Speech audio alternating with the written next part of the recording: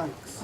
So currently I work as a consultant or competence lead of data management in Sami solutions, and I have been doing these consent management solutions in practice, designing practically everything from the user interface to the backend data models and application interfaces, and also taking some or giving some advices about the content. And I'm also a doctoral student in Aalto University. But the main issue is that the GDPR is coming and it extends legal rights of natural human beings. And this presentation is more concerned about this consent, but little also about information notices, because you cannot give an informed consent unless you are given information notice, what's it all about. And partly also resisting, it's like this is opt-in, but this might be opt-out in some cases, and the same mechanism applies for also resisting. And we here in Siili, we don't do legal advising. We implement these systems in practice. And this is our perspective, and this perspective of this presentation. The GDPR changes, it sets a more higher standard for consent. You probably, everyone knows already these. I think these are from the ECO guidance for consent. And how exactly are you going to do this? The real life challenge is this. When we have a business, or we as a consultants go to a business, they want to know, can we send marketing emails to this person? Marketing email permission is probably one of the most common consent that we all have given hundreds of times. It seems simple, but when you really start to send the emails to someone or call someone, you start with this kind of listings. You have a persons with different emails or SMS numbers. They have given some kind of consent for something, and they have denied or allowed it. And they have probably given it in some place. It might be a web campaign at the web shop. It might be their own MyData portal, their customer loyalty program website. So, can you really send email to these persons? Are you really sure that there is Donald Trump and you are actually allowed to send email to him? Are you really sure that Angela Merkel allowed you to follow his phone all over where he is going? And is this the most up-to-date consent of me or someone else, Sami Laine? Maybe this one is more up-to-date, or this one, or this one. All are from Sami Laine. Is it the same Sami Laine? So, the simple question, can you send email to one person about the basics of the consent? The fundamental problem in omnichannel business is because there's a lot of channels. There's physical shop floors, and people come and buy something, and they might give them permission to advertise more. There's a lot of websites, web shops, there's email campaigns, and people give different kind of consents. And companies have many units, many brands. These brands ask marketing permission for something, for their own products, their third-party partner products, and so on. And in these complex situations, users must be fully informed, and they must be, the consent must be given freely. And also, if you really want to control this kind of complex situation, you have to somehow make these contact situations unified, that person actually can understand that what they are consenting to and what they are not consenting to, and how this consent is being applied to different branches, to different stores, to different third parties, and so on. And I think a couple of presentations were talking more about this, how to actually define the scope and the content of the permission or consent. And then I'm talking more about this, how actually you build a system that can manage all kind of contents and scopes and unifies, standardize, and provides logging capabilities. And it's more similar like the Josh told about these standards. And how exactly to keep these synchronized. So here you need to design the consents and inform users. It's a big job, and also here in the production level you have to standardize, control, and log data entry situations. It's all about system that stores and collects data. And one other fundamental problem is that consents and legal rights are actually related to natural human beings. They are not related to emails or devices, but human beings.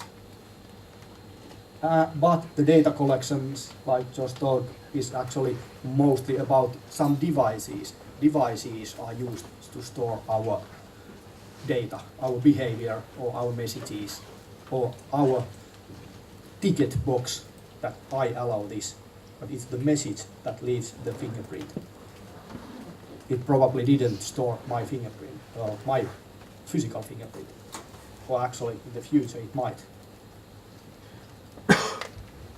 So the problem is we have a lot of digital fingerprints, identifiers, and we have natural persons who come to ask what I have consented to, or they come to say that why are you spamming me with email? You don't have my consent. And then you have to go through all of the digital fingerprints and try to say that yes, we do have this one of your fingerprints gave the consent at that time 5 years ago in this situation. So how to map these all digital fingerprints to natural human beings? And here in the central part is master data management systems that try to construct 360-view golden records that link the different identities of a person to a single natural human being. So you might have one account with your university email, other with work email, one Google email, and the golden record is you as a natural human being, and it's linked to all of these your different identities and your different devices that you have registered. And here in digital fingerprint reality, there is an identity management that actually is used to collect the identifiers, register, verify, and authenticate them. Because you want to be sure that this identity is someone who it claims to be. And how to control the life cycle and the trust level of the identity. And this is a framework that I'm doing in my research, because I had a research problem that we have a lot of numbers in statistics, but where do the numbers come from? And it's a really common problem that we have a lot of data in databases. So, but data is represented by this layer here.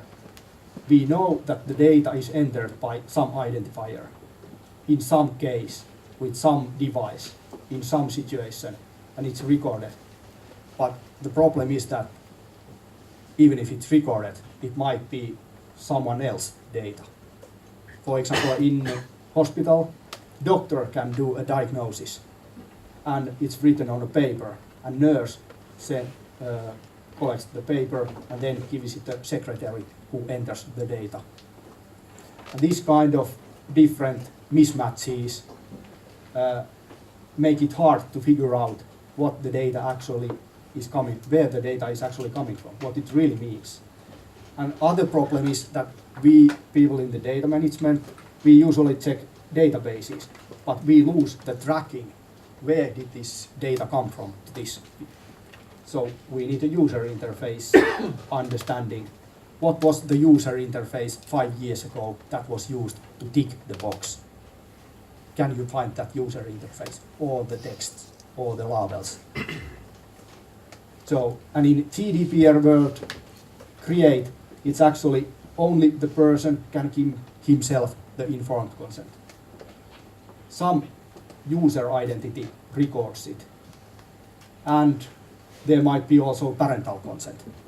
So it's somebody else, not the consent data subject itself, but someone else. So you have to verify and manage all of these different roles. In here, this layer, we need information about data models and data assets, their meanings, definitions, standards, but also the business workflows and application interfaces. Where do these data actually come from, data model, databases, and then if we want to verify that this person was really informed about all the consequences of the consent, we need also the metadata about the user interface. We have to be able to reconstruct this whole space. When, how, and in what scope the consent was given. And this whole system is actually some kind of situation where some people are acting, doing something with some device in some environment. We need transaction log data that we can verify that this event really happened. It's not our faking, that we just wanted to collect Angela Merkel's tracking data and we just started to do it. And this is contextual problem. So this can be also used to help user later verify. Yes, 5 years ago you used iPhone in this situation, and that's when at that shop you gave us the consent. So it helps people to remember. So what's needed in practice to build a system that collects all of this metadata and manages all the problems in this?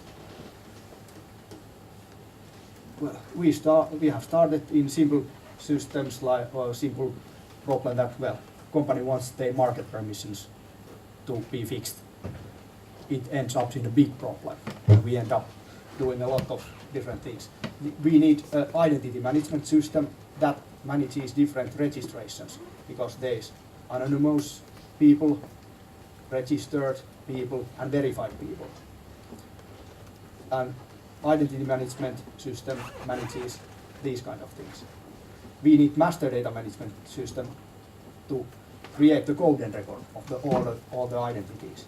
And this consent management system that collects logs and logs also and stores the different versions of all of the user interfaces in all the places that consent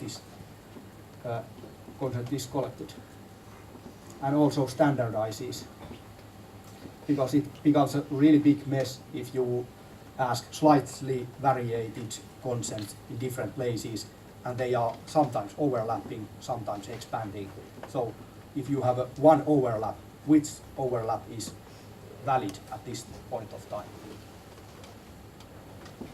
In many times, companies are actually currently living in manual, fast fix, and ICT world, that there is some kind of web campaign asking for marketing permissions, and it's a complete mess.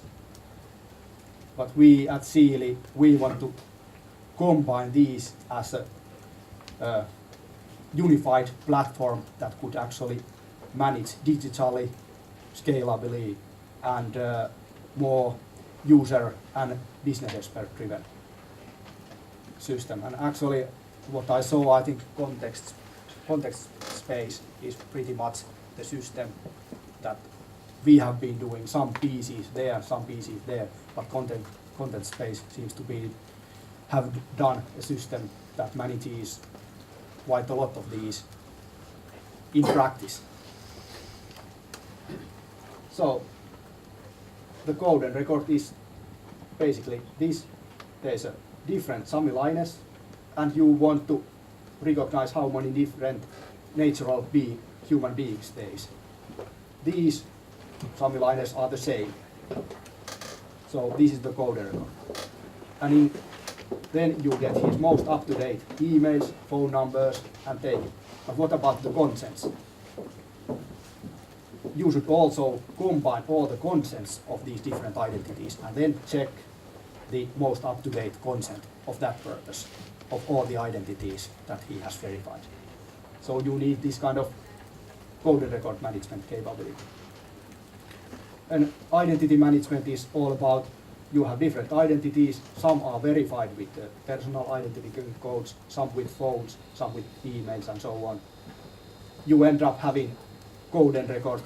There's one code and record that is verified person, but his consent are coming from 3 different identities. There's an anonymous Sami Laine who hasn't verified anything yet. One verified person with passport and one confirmed person with a phone. And you must be able to manage this, how consent is merged between these identities. So authentication and identification gives metadata for this consent management, and then with these metadata you can authorize this person or this identity here to update all the consents of these identities because they are the same person. So this is the logic why you need identification.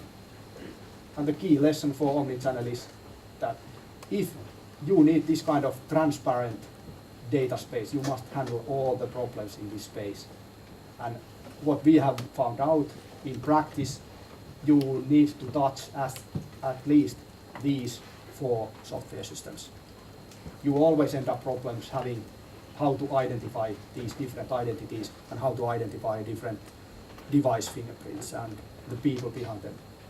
You need master data management to figure out the nature of human being. And you need this front end and data model linkage in some way, because you have a lot of consents in database, but you have to be able to track what was at the user interface 5 years ago, in that place, in that shop, in that website.